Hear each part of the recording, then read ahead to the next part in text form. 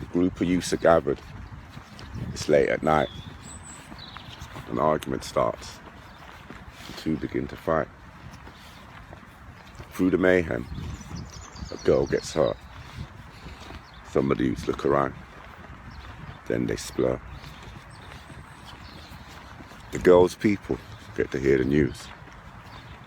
They can't believe it. They get all confused. Some people get angry and go and look for the few. They know who they are. They know the crew.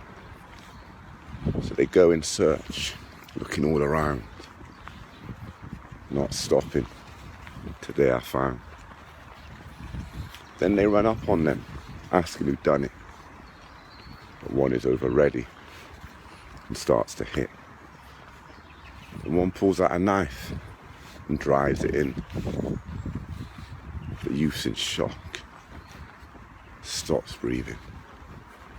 And as he falls, he drops to the ground. It goes all quiet. No one makes a sound. Then some people turn around and run. And now we are back where we begun. A group of you got to spread the news. And now we'll have more people looking for crews. The question I ask is, when will it end? Because I don't want it to become common to bury a friend.